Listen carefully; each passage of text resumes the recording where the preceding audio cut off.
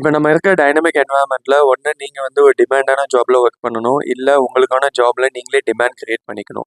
இது ரெண்டுமே இல்லைன்னா ஒரு லாங் டேர்மில் எந்த ஒரு டொமைனாக இருந்தாலும் சர்வே பண்ணுறது ரொம்ப கஷ்டம். நீங்களே உங்கள் கம்பெனியில் ஜஸ்ட் ஒரு அனலைஸ் மாதிரி பண்ணி பாருங்கள். நீங்கள் ஒரு இம்பார்ட்டன்ட் ப்ராஜெக்டில் தான் ஒர்க் பண்ணுறீங்களா, உங்களுக்கான டிமாண்ட் இருக்கான்னு. நான் டிமாண்டுன்னு சொல்லும்போது நிறைய பேர் வந்து தப்பாக கூட எடுத்துப்பாங்க. ஃபார் எக்ஸாம்பிள் வந்து என்னோடய ஆஃபீஸ் ஒர்க்கிங் ஹவர்ஸ் வந்து 10 hours, நான் வந்து 12 hours ஒர்க் பண்ணுறேன். எக்ஸ்ட்ரா 2 hours ஒர்க் பண்ணுறதுனால என்னோடய ப்ரொடக்டிவிட்டி நல்லா இருக்குது. அப்போ இதுவும் டிமாண்டான்னு கேட்டிங்கன்னா கண்டிப்பாக இல்லை. பிகாஸ் நீங்கள் 12 hours பெஞ்ச் மார்க் செட் பண்ணுறீங்க.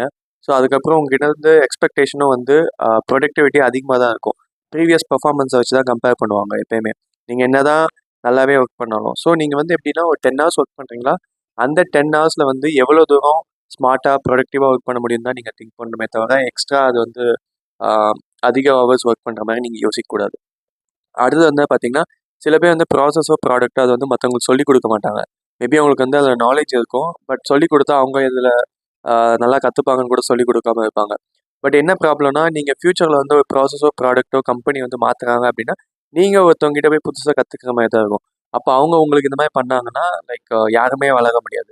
ஸோ எப்பயுமே வந்து நம்ம ஒருத்தவங்களுக்கு சொல்லிக் கொடுக்கும்போது தான் நம்மளுக்கு வந்து அதோட நீங்கள் அதில் எக்ஸ்பர்ட் ஆக முடியும். ஸோ அதனால் வந்து எப்பயுமே அந்த மிஸ்டேக் மட்டும் பண்ணாதீங்க. ஸோ இப்போ நான் டாபிக்குள்ளே வரேன்.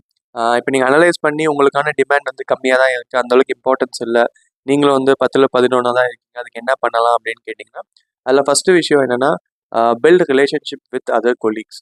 நான் எப்படி சொல்ல வரேன் அப்படின்னா, நீங்கள் வந்து உங்கள் இன்டர்னல் டீமில் இருப்பீங்க, அந்த இன்டர்னல் டீம் மெம்பர்ஸ் கூட பேசுவாங்க, சில பேர் அது கூட பேசாமல் இருப்பாங்க. பட் அப்படி இல்லாமல் இன்டர்னல் டீம் மெம்பர்ஸ் கூடயும் பேசணும். நான் எல்லாருக்கிட்டையும் ரொம்ப பர்சனலாக பேசணும்னு சொல்ல, ரொம்ப ஜோவியலாக இருக்கணும் அந்த மாதிரி கூட சொல்லல. அட்லீஸ்ட் ஒரு பேசிக் லெவல் ஆஃப் கான்வர்சேஷனாக அது இருக்கணும்.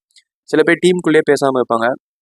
நீங்கள் டீம்கிட்டேயும் பேசணும். அதே மாதிரி அதர் டிபார்ட்மெண்ட்ஸ்கிட்டேயும் நீங்கள் வந்து ஒரு நல்ல ரேப்போ பில்ட் பண்ணிகிட்டே இருக்கணும். நாளைக்கே ஒரு இம்பார்ட்டன்ட் ப்ராஜெக்ட் வருது, இந்த ப்ராஜெக்ட்டுக்கு யாரை போட்டால் கரெக்டாக இருக்கும், because multiple stack holders involve ஆகிற ப்ராஜெக்ட் அப்படின்னா, உங்களுக்குன்னு ஒரு ஃபேஸ் வேல்யூ உங்கள் டீம்லேயோ இல்லை உங்கள் ஆஃபீஸ்லேயோ இருந்துச்சுன்னா கண்டிப்பாக உங்கள் நேம் சஜஸ்ட் பண்ணுவாங்க. ஸோ எப்பயுமே வந்து ஒரு நல்ல ரிலேஷன்ஷிப் அதர் டீம் மெம்பர்ஸ்கிட்டயோ உங்கள் டீம் மெம்பர்ஸ்கிட்டயோ பில்ட் பண்ணிகிட்டே இருங்க. செகண்ட் வந்து பார்த்தீங்கன்னா, இதை நிறைய டைம் நான் சொல்லியிருக்கேன், டேக் இனிஷியேட்டிவ்ஸ். இனிஷியேட்டிவ்ஸ் நான் எப்படி சொல்கிறேன்னா, ஒரு ப்ராசஸில் ஒர்க் பண்ணும்போது உங்கள் டிஎலோ உங்கள் மேனேஜரோ தான் வந்து அந்த ப்ராசஸை வந்து இம்ப்ரூவ் பண்ணணும்னு இல்லை. உங்களுக்கே தோணுது இது வந்து ஆட்டோமேஷன் பண்ணலாம், இல்லை வேறு ஒரு டூல் யூஸ் பண்ணலாம் அப்படின்னு. ஃபார் எக்ஸாம்பிள் வந்து என்னோட டீமில் பார்த்தீங்கன்னா, ஒவ்வொரு கிளைண்ட்டு காலுக்கும் நாங்கள் வந்து மினிட்ஸ் ஆஃப் மீட்டிங் எழுதுவோம். ஸோ இப்போ வந்து நிறைய ஏஐ டூல் வந்துச்சு. ஸோ அப்போ வந்து என்னோட டீம் மெம்பர் ஒருத்தவங்க ஒரு ஏஐ டூல் சஜஸ்ட் பண்ணாங்க. ஸோ சஜஸ்ட் பண்ணும்போது எங்களுக்கு வந்து அந்த எம்ஓஎம் எழுதுகிற அந்த பெரிய டாஸ்க் வந்து கொஞ்சம் கம்மியாயிடுச்சு. ஜஸ்ட் நாங்கள் கிராஸ் செக் கியூசி மட்டும் பண்ணால் போதும். ஸோ இது ஒரு எக்ஸாம்பிளுக்கு சொல்கிறேன். ஸோ இதுமாதிரி உங்களோட டீமில் வந்து உங்களுக்கான ஏதாவது ப்ராசஸோ ப்ராடக்ட்டோ அதில் இம்ப்ரூவ் பண்ணணும்னு தெரியுது அப்படின்னா, நீங்கள் உங்கள் ஐடியாஸை வந்து ஏதாவது நல்ல ஒரு ஆப்பர்ச்சுனிட்டி வரும்போது சொல்லுங்கள். நீங்கள் ஒரு 4 ஐடியாஸ் கொடுத்தா அட்லீஸ்ட் அதில் ஒன்றாவது கிளிக் ஆகும். ஸோ அதை வந்து நீங்கள் ட்ரை பண்ணிகிட்டே இருங்க. பிகாஸ் ஒரு எம்ப்ளாயர் வந்து ஒரு எம்ப்ளாயினால கம்பெனிக்கு என்ன ஆச்சுன்னு தான் யோசிப்பாங்க, என்ன இவனால இம்ப்ரூவ் ஆகிருக்குன்னு தான் பார்ப்பாங்க. ஸோ இதெல்லாம் நீங்கள் கான்சன்ட்ரேட் பண்ணுங்கள். ஸோ அடுத்தது பார்த்தீங்கன்னா செல்ஃப் ப்ரொமோஷன். செல்ஃப் ப்ரொமோஷன்னா நான் ஒரு ஒர்க் பண்ணுறேன், அதை வந்து நானே போய் எல்லாத்தையும் ப்ரொமோட் பண்ணணும், நான் அதை நல்லா பண்ணியிருக்கேன்னு சொல்லணும், அந்த மாதிரி நான் மீன் பண்ணல. செல்ஃப் ப்ரொமோஷன் நான் எப்படி மீன் பண்ணுறேன் அப்படின்னா, இப்போ ப்ராஜெக்ட் முடியுது அப்படின்னா, அந்த ப்ராஜெக்ட் முடிஞ்சோடனே எல்லாம் அவங்கவுங்க வேறு ப்ராஜெக்ட்டுக்கு ஒர்க் பண்ண போயிடுவாங்க. பட் அதை நீங்கள் ஒர்க் பண்ணதவே மறந்துடுவாங்க, இல்லை அவங்க உங்களுக்கு பண்ணதை நீங்களும் மறந்துடுவீங்க. ஸோ அப்படி இல்லாமல் நீங்கள் வந்து ஒரு க்ரீட்டிங்ஸ் மாதிரி அவங்களுக்கு எழுதலாம். அது வந்து மெயிலே எழுதலாம். மெயிலில் வந்து மல்டிபிள் ஸ்டேக் ஹோல்டர்ஸ் யாரெல்லாம் அந்த ப்ராஜெக்ட்டில் இன்வால்வ் ஆனாங்களோ, நீங்கள் என்னெல்லாம் அவங்ககிட்ட அப்சர்வ் பண்ணீங்க, என்ன லேர்ன் பண்ணீங்க, அவங்க எவ்வளோ எஃபர்ட் போட்டாங்க, இதெல்லாம் வந்து அவங்கள வச்சு நீங்கள் ஒரு அந்தந்த பர்சனை இண்டிவிஜுவலாக எழுதும்போது, so at end of the day அவங்களுக்கு வந்து இந்த ப்ராஜெக்ட் முடிச்சதுக்கு ஒரு சாட்டிஸ்ஃபேக்ஷன் கிடைக்கும். பிகாஸ் ஒரு ப்ராஜெக்ட் முடிஞ்சோடனே எல்லாருக்கும் வந்து ஹைக் அப்ரிஷியேஷன் கொடுக்க போகிறதில்ல. எல்லாம் வந்து ஒரு அப்ரிஷியேஷன் கிடைச்சா அந்த டே வந்து அவங்களுக்கு ரொம்பவே நல்லாயிருக்கும். அடுத்தவங்க கூட ஒர்க் பண்ணவும் வந்து அவங்க ரொம்ப ஆசைப்படுவாங்க. ஸோ அதனால் வந்து ஒரு ப்ராஜெக்ட் முடியுது அப்படின்னா, நீங்கள் அந்த ப்ராஜெக்ட்டில் ஒர்க் பண்ணவங்களுக்குலாம் வந்து ஒரு குரூப்பாக ஒரு மெயில் எழுதி, அதை வந்து சீனியர் ஸ்டேக் ஹோல்டர்ஸாக இருக்கட்டும், யாராக வேணா இருக்கட்டும், அவங்களெல்லாம் ஆட் பண்ணி நீங்கள் ஒரு மெயில் போடுங்க. மேபி நீங்கள் அப்ரிஷியேட் பண்ணுற பர்சன் உங்களோட சீனியராக கூட இருக்கலாம். எப்பயுமே ஒரு சீனியர் தான் வந்து ஜூனியர் அப்ரிஷியேட் பண்ணணும்னு இல்லை, ஜூனியர் கூட சீனியரை பண்ணலாம். ஸோ நீங்கள் அந்த மாதிரி ட்ரை பண்ணுங்கள்.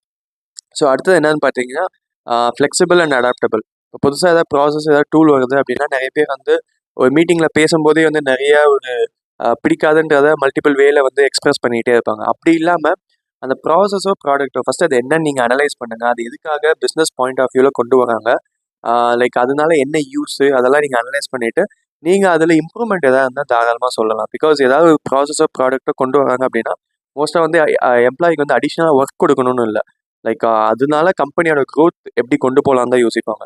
ஸோ நீங்கள் வந்து அந்த நேரத்தில் போயிட்டு ஒரு லைக் பிடிக்கலன்றத மல்டிபிள் வேல சொன்னீங்கன்னா கண்டிப்பாக உங்கள் மேலே பேட் இம்ப்ரெஷன் தான் கிரியேட் ஆகும். ஸோ இன்ஸ்டெட் ஆஃப் தட் நீங்கள் வந்து அதை அண்டர்ஸ்டாண்ட் பண்ணிவிட்டு அதில் இம்ப்ரூவ்மெண்ட் சொல்லுங்கள். ஸோ அதனால் உங்களுக்கும் யூஸ் ஆகும், கம்பெனிக்கும் யூஸ் ஆகும்.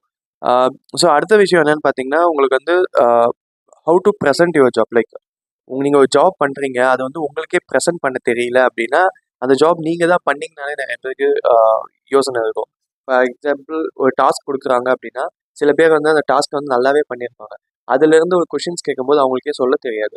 ஸோ அதனால தான் சொல்கிறேன், நிறைய ஹார்ட் ஒர்க் போகிறது முக்கியம் இல்லை. லைக் அதை வந்து எங்கே எப்போ ப்ரெசென்ட் பண்ணணும்னு தெரியணும். பிகாஸ் நீங்கள் கொடுக்குற அவுட்புட் வந்து இன்னொருத்தவங்களுக்கு ஒரு இன்புட்டாக போகும். ஸோ அவங்க இன்புட் வாங்குறவங்க சில கொஷின்ஸ் கேட்கலாம், சில டவுட்ஸ் கேட்கலாம். ஸோ நீங்கள் அந்த நேரத்தில் அது தெரியாமல் லைக் அதை புரிஞ்சிக்காமல் இருந்தீங்கன்னா அது ரொம்பவே கஷ்டம். ஸோ ப்ராசஸோ ப்ராடக்ட்டோ அது எதுக்காக பண்ணுறோம், அதோட எண்ட் கோல் என்ன, இதை கிளியராக மைண்டில் வச்சு பண்ணுங்க. ஸோ இதெல்லாம் பண்ணிங்கனாலே உங்களுக்கு வந்து உங்கள் கம்பெனியில் உங்களுக்கான ஒரு டிமாண்ட், ஒரு இம்பார்ட்டன்ஸ் வந்து இருந்துக்கிட்டே இருக்கும். ஸோ இதை தான் இன்னைக்கு வீடியோவில் நான் உங்ககிட்ட சொல்லணும்னு நினச்சேன். வீடியோ பிடிச்சிருந்தா நீங்கள் லைக் பண்ணுங்கள். ஏதாவது கொஷின்ஸ் இருந்தால் கமெண்ட் செக்ஷனில் சொல்லுங்கள், இல்லை கேளுங்க. மறுபடியும் ஒரு நல்ல வீடியோவில் உங்களை வந்து மீட் பண்ணுறேன். தேங்க்யூ, பாய்.